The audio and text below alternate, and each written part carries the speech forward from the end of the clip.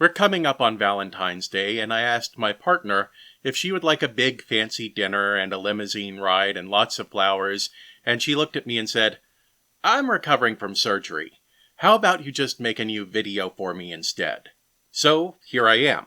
I wanted to talk about this movie during the holiday season, but time got away from me. However, Gabrielle loves Angela Lansbury, loves her stage work, loves Murder, She Wrote.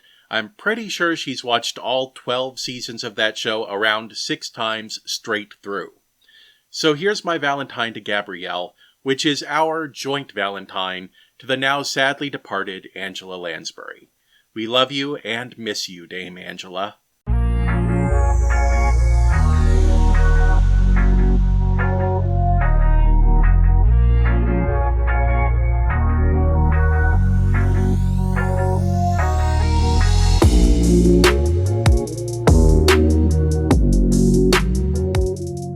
Born in Regent's Park, London, England, Angela Bridget Lansbury was the daughter of Moyna McGill. McGill was a popular actress in her own right, appearing on the West End stage for the first time in 1918 in the play Love is a Cottage.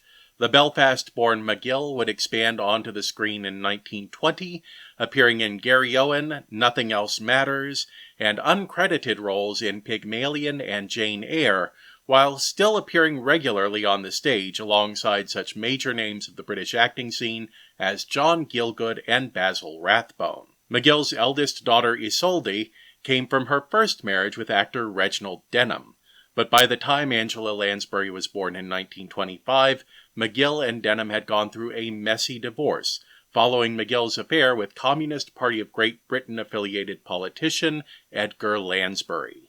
The two would raise Isolde and Angela, as well as their later twin sons, Bruce and Edgar Lansbury, who would go on to become producers on Broadway and in American television. Angela would grow up surrounded by the arts, as her mother turned their Mill Hill home into a salon for London performing artists and writers, and she would learn progressive politics not only from her father, but from her paternal grandfather, George Lansbury, an open socialist who was a prominent figure in the British Labour Party, as well as a tireless campaigner for the causes of social justice, women's rights including women's suffrage, and world disarmament. Angela herself would later call George a giant in my youth. Edgar Lansbury would pass away from stomach cancer when Angela was only 9 years old. He had spent the last year of his life coping with his book about his father being censored by the British government after he quoted from some of his father's documents without realizing that they were, in fact, classified. Angela would describe herself as coping with the loss of her father by diving into playing characters. She was an avid moviegoer and, while she would attend South Hampstead High School, she would always refer to herself as self-taught from the books she read, the plays she watched, and the movies she attended. After briefly studying piano, she would enroll in the Webber Douglas School of Singing and Dramatic Art in Kensington, where she would begin studying acting. Angela Lansbury's beloved grandfather George passed away in May of 1940, also suffering from stomach cancer. He was cremated with his ashes scattered at sea in accordance with his final wishes, having written, "I desire this because although I love England very dearly, I am a convinced internationalist." Shortly after George's death and with London under constant air attack from Nazi Germany, Moyna McGill would take Angela and her 2 younger brothers to America to escape the encroachment of the war.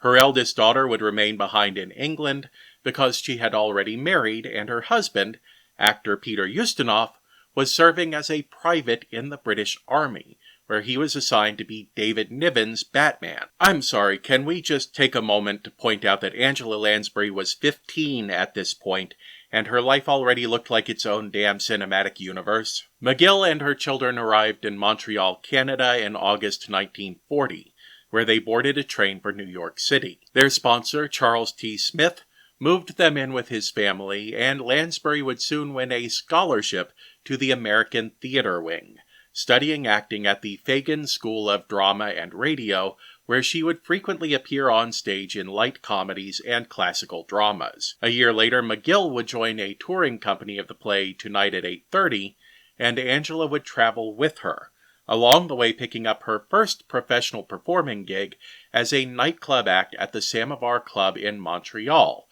where she would sing songs by Noel Coward. When the tour ended in 1942, Lansbury returned to New York City just long enough to pack up her brother's and her family's home before moving them across the country to join their mother in Los Angeles, where McGill was already establishing a new home and working to relaunch her acting career, which consisted in large part of taking on a Christmas job at Bullock's Wilshire department store to make ends meet.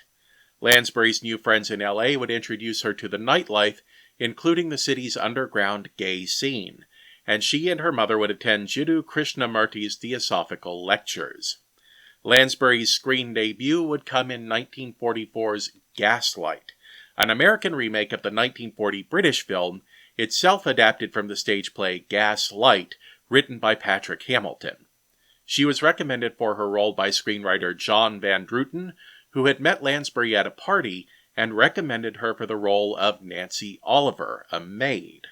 While the movie only got middling reviews, Lansbury caught national attention, earning herself a nomination for the Academy Award for Best Supporting Actress. The winner that year would be Ethel Barrymore for her role in None But the Lonely Heart, but Lansbury's career was officially on the rise. She would appear next in National Velvet, where she would become fast friends with Elizabeth Taylor. While Angela Lansbury had hit big right out of the gate with Gaslight, National Velvet, and a Golden Globe-nominated turn in The Picture of Dorian Gray, MGM still had her under contract, and they seemed determined to keep her out of sight. A few small roles in Judy Garland musical comedies turned into Lansbury sitting squarely on the B list, often getting cast in older roles than her own age, as well as in the villain and vamp roles.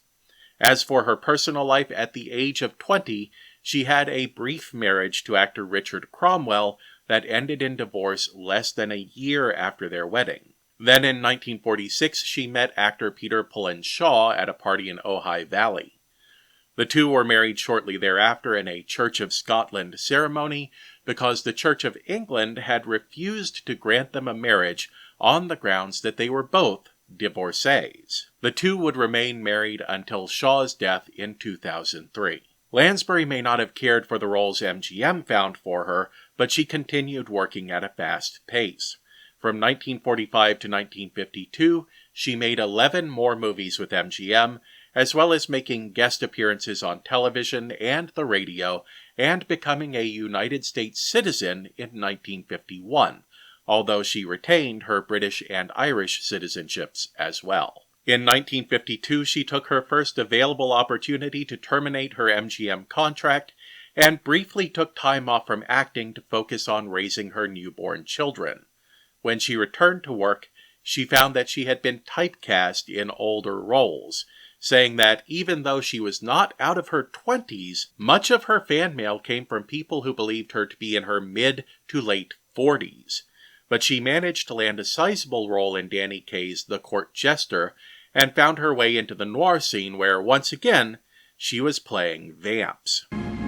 Hi. Hi. You're Edward Shaw, aren't you? Uh-huh. I'm Mrs. Hillman. Hey, did you bring your pretty $1,000 bill? Word gets around. No, I left it at Pearson's office. Oh, what a shame. Hey, do you like our lovely pool?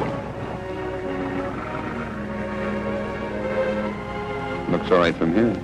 A frequent television guest star in series like the Revlon Mirror Theater and on Pantomime Quiz, a televised celebrity game of charades that frequently featured panelists Vincent Price and Hans Conried, Lansbury herself would later credit her Broadway debut in Hotel Paradiso with saving her career from extinction. It only ran for 15 weeks, but Angela, now 32, was highly praised in every review. She would follow it up with a lauded performance in A Taste of Honey, where she would befriend Joan Plowright and Laurence Olivier. Her screen career would roar back to life following an appearance in the Australian film Summer of the 17th Doll, and her role in Blue Hawaii, where she would play Elvis Presley's mother, despite the fact that Lansbury was only 10 years older than Elvis. Chadwick, sweet boy. Sure feels good to get back into service, Mom. Oh, why'd you take off your soldier suit? You look so handsome in it, just like Stonewall Jackson. Hey, you got some sugar for your mama? How about a drink before dinner, civilian? More critically praised roles would follow, culminating in 1962's The Manchurian Candidate, a role that she had campaigned for after reading the novel, and that would earn her her third Best Supporting Actress Academy Award nomination.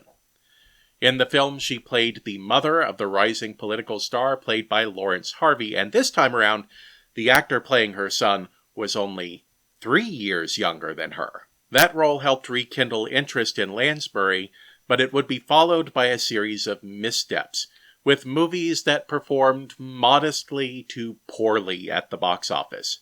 But while her film career was once again spiraling, her Broadway career was taking off. Following her musical debut in the short-lived production of Stephen Sondheim's Anyone Can Whistle, Lansbury was cast in the leading role of Jerry Herman's Auntie Mame, filling the role that had been intended for Rosalind Russell, who had played Mame Dennis in the earlier non-musical film.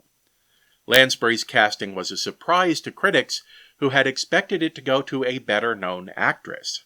Lansbury trained and rehearsed to play the glamorous Mame Dennis in a grueling production that saw her undergoing 20 different costume changes and performing 10 extended song and dance routines. It was during that time that Lansbury struck up a lifelong friendship with one of her fellow actors in Auntie Mame, B. Arthur. Runs of the show in Philadelphia and Boston built buzz for the production, and by the time it opened at the Winter Garden Theater on Broadway, the show was already well on its way to being a hit, and the critics were already declaring Angela Lansbury to be Broadway's greatest star. The role of Mame Dennis was already popular with the gay community, and overnight Lansbury found herself with a fervent fandom populated by almost the entire New York City gay scene.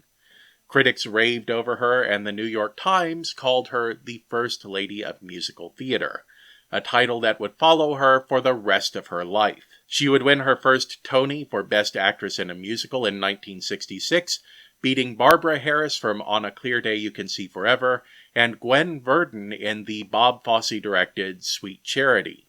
With all of that buzz, you would expect that Lansbury would be a shoo-in for the inevitable film adaptation, but instead the studio passed over Angela Lansbury, and the role would go to Lucille Ball, in what Lansbury would call one of my bitterest disappointments. Let go of me. I want to hear you say it, Myra. I'm all you have. Or have you suddenly remembered there was someone else? I said let go of me. Someone like Carl Holt. All right? You know. Remember when I said that Angela Lansbury's life was basically its own cinematic universe? In the late 60s, as Lansbury's Broadway career was thriving, her children were in their teens and were struggling with substance abuse issues. At one point, her daughter, Deirdre, actually wound up spending significant time hanging out with a local social and religious group in Los Angeles, run by a young ex-con and singer-songwriter named Charles Manson.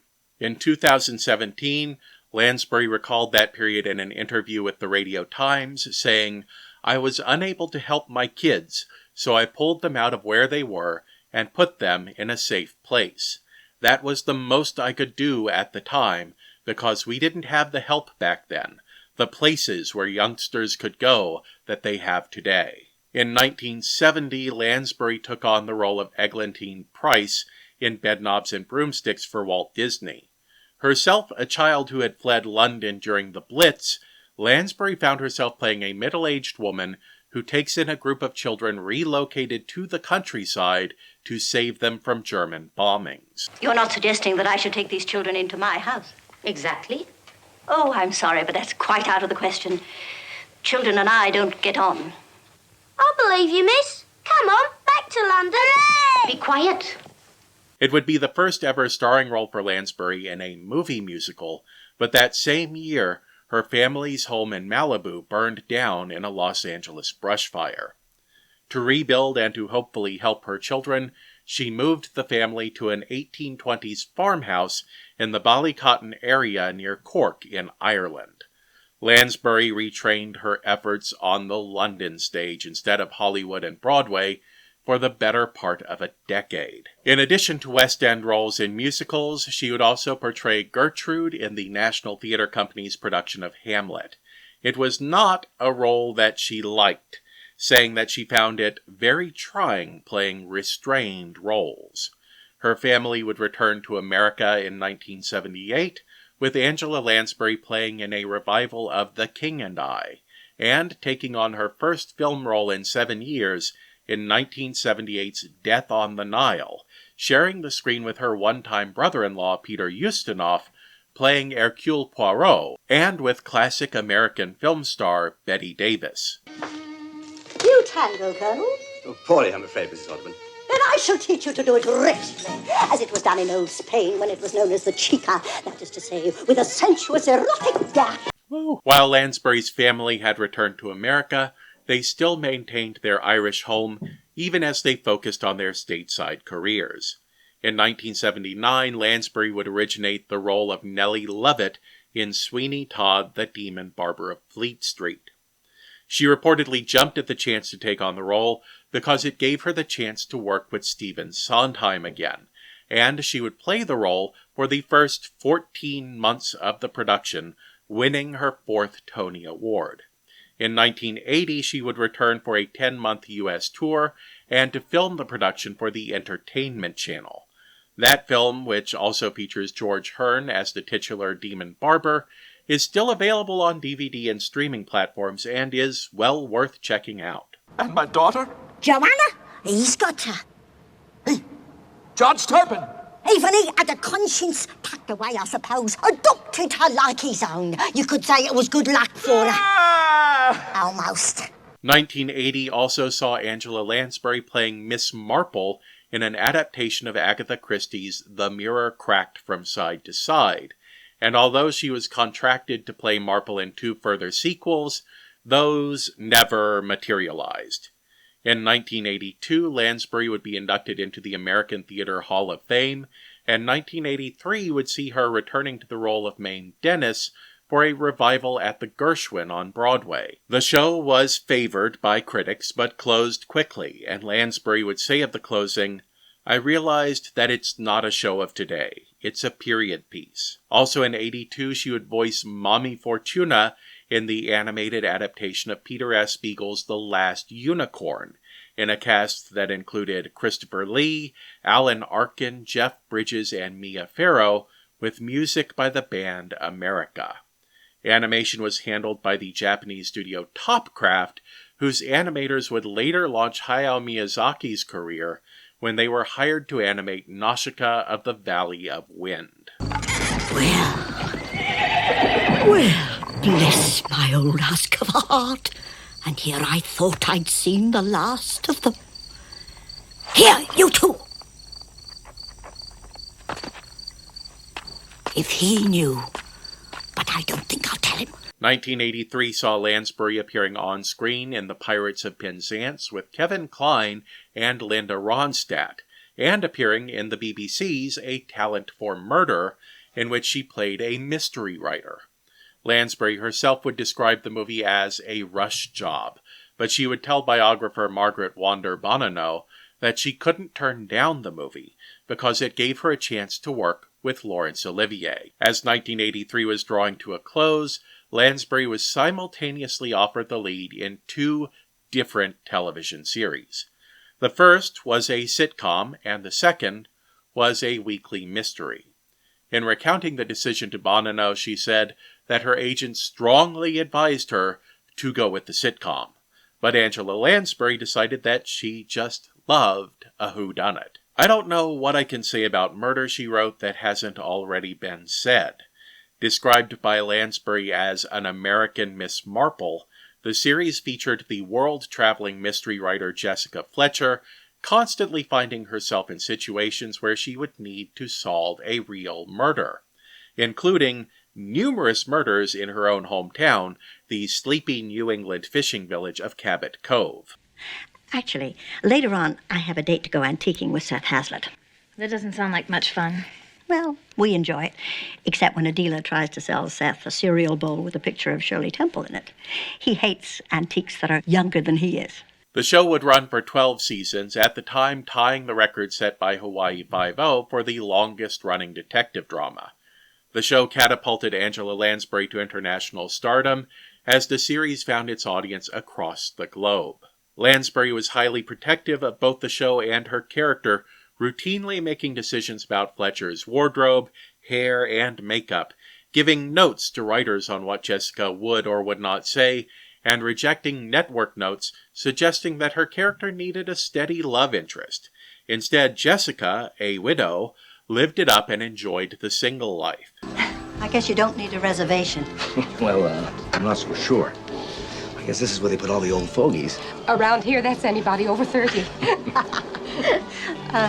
I'm Jessica Fletcher from Cabot Cove, Maine. Over 30. Well, Ed McMaster's New York City. The same. It's my wife, Sylvia. Over 21.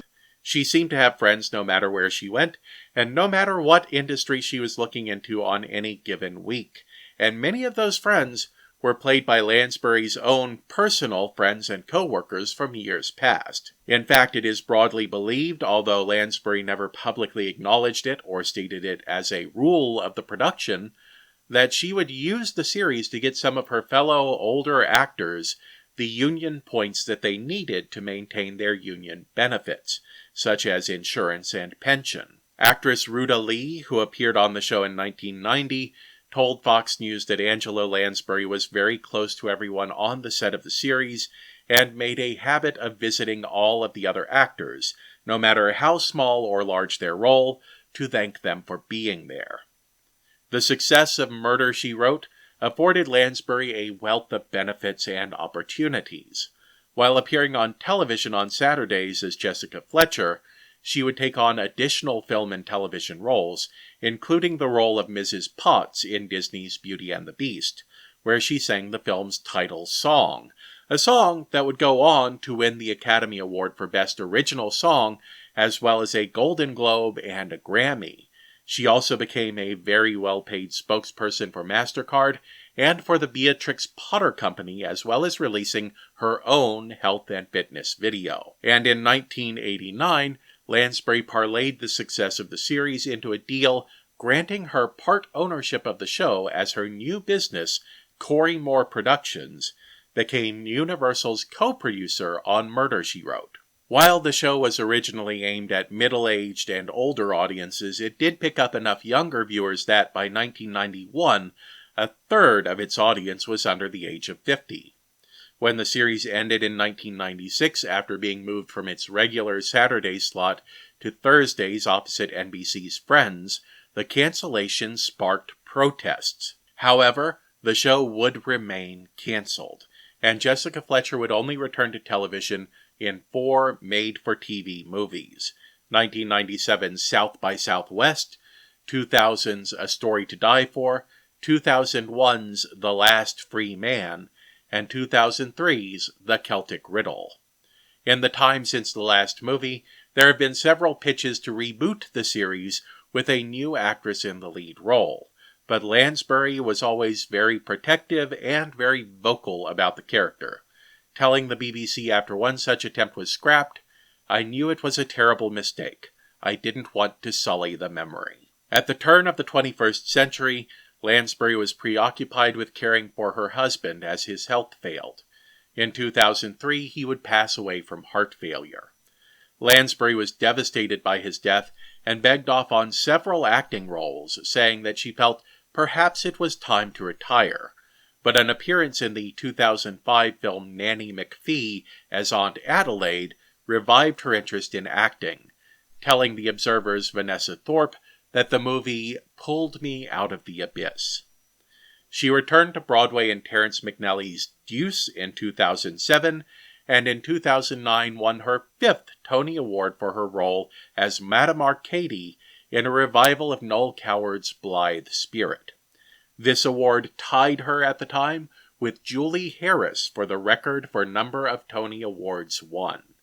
In 2010, she was awarded an honorary doctorate from the Manhattan School of Music and appeared in the Jim Carrey box office bomb, Mr. Popper's Penguins. Hey, we can't win them all. I knew a man, Bojangles, and he danced for you in worn-out shoes. In 2013, Angela Lansbury pulled out of Wes Anderson's The Grand Budapest Hotel to tour Australia in a production of Driving Miss Daisy opposite James Earl Jones, and she was awarded a Lifetime Achievement by the Academy Awards. In 2017, Lansbury appeared in a one-night staged reading of Enid Bagnold's The Chalk Garden at Hunter College. She had been attached to the show for a full run, but had to withdraw from the production, citing that she no longer had the stamina for 8 shows a week.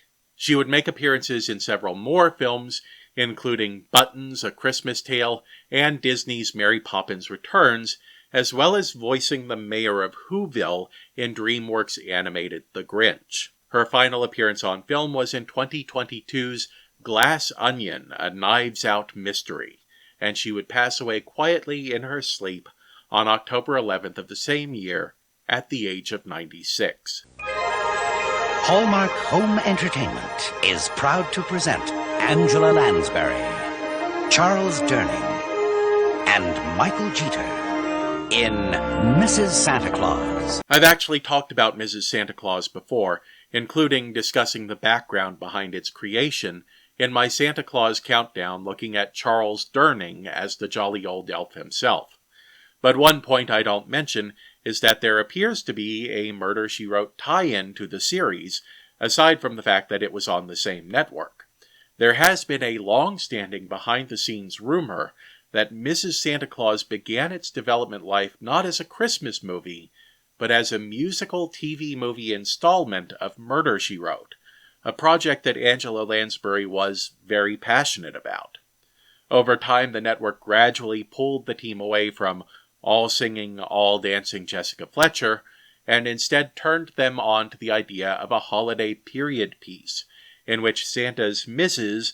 takes the sled for a joyride one December Eve in 1910, just 15 years before Angela Lansbury herself would be born, and winds up crash-landing on New York City's Avenue A. Mrs. Santa Claus is largely remembered today as serviceable, if limited, holiday fare. On its launch, Variety television critic Tony Scott wrote, "Mrs. Santa Claus showcases the incandescent Angela Lansbury. In fact, it wouldn't be much of a show without her." But I would argue that Mrs. Santa Claus bears Lansbury's fingerprints all over it, and in the process, it becomes a true rarity.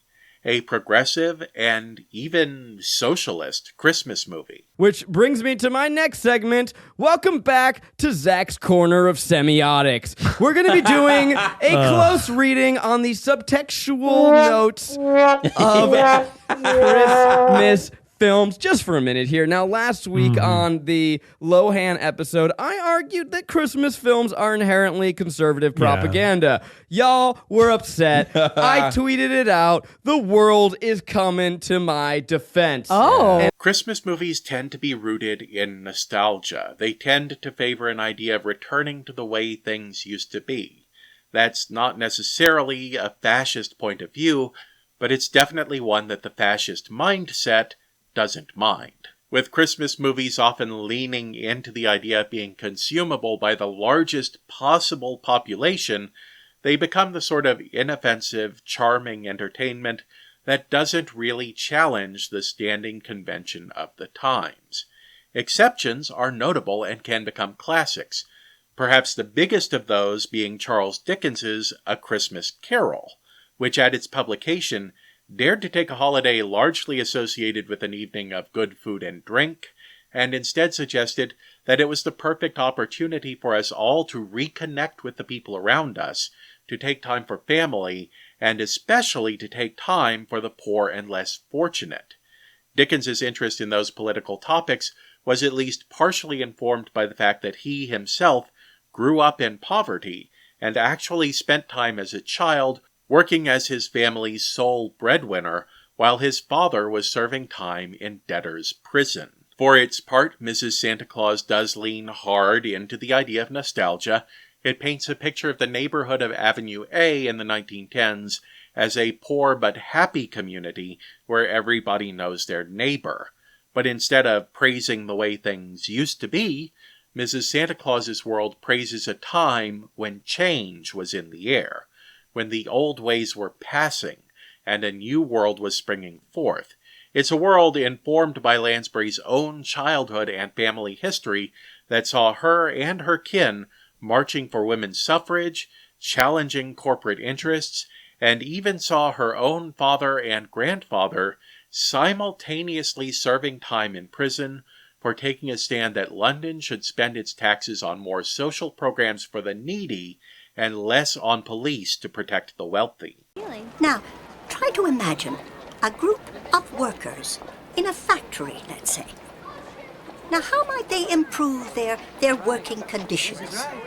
Keeping in mind that the boss is a rather difficult man, not inclined to give in to demands. It's a movie that reminds you that the quote-unquote good old days included child labor, pogroms in Europe, and women being denied the right to vote, and suggests those times were not good because of, or even in spite of those things, but because they were filled with people willing to band together and do what it took to end them. What if you told every boy and girl in New York that tavish toys fall apart the day after Christmas? What if everyone knew that little children suffered to make them? I'm talking about a strike, a boycott. Of course, it is still a family movie, so the solutions depicted are a great deal simpler than they were in real life. Well, Augie, you don't have to destroy anyone's Christmas ever again. Here, dear. Just like the one you lost, right down to the satin vest. And remember, it's not the gift itself that matters. It's the love behind it. Thank you.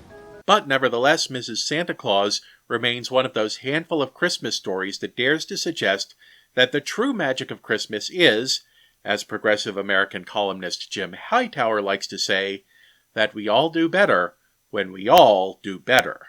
That Christmas is indeed a time for friends and family and love and sharing, but also a time that we can band together and work for a more just society. At the height of Angela Lansbury's popularity in the Murder, She Wrote years, she used her time atop the soapbox to fight for LGBTQ rights and to raise money for charities combating HIV/AIDS. Despite her long history as an advocate for liberal causes, including support for unionization within the entertainment industries, in 2015 a rumor circulated online that she was a Republican. That year, while attending a ceremony in honor of Audra McDonald, she made her point of view very clear, saying, "It has been erroneously reported that I am a Republican. I am not a Republican. I am a Democrat from the ground up." Angela Lansbury leaves behind a considerable legacy, both in entertainment and in vocal support of the causes she believed in. What do you think of Mrs. Santa Claus? Let me know in the comments below, and remember to exercise caution when utilizing the IMDb. This comes from the Goofs section on Mrs. Santa Claus. A street Santa is seen several times in a red Santa suit. Santa didn't wear a red suit until 1930 when he was used in a Coca-Cola advert. That's a commonly held idea, but it's far from true. It is true that many different images of Santa existed prior to the 20th century in a wealth of color schemes. However, Santa's now iconic red and white outfit with long white whiskers first appeared in print in 1906 on the front cover of St. Nicholas for Boys and Girls. That image quickly became the image of Santa Claus, with the New York Times writing in 1927, 3 years in advance of Coca-Cola's first Santa Claus ad, "A standardized Santa Claus appears to New York children. Height, weight, stature are almost exactly standardized, as are the red garments, the hood, and the white whiskers. The pack full of toys, ruddy cheeks and nose, bushy eyebrows, and a jolly, paunchy effect are also inevitable parts of the requisite makeup. Until next time, watch like it means something.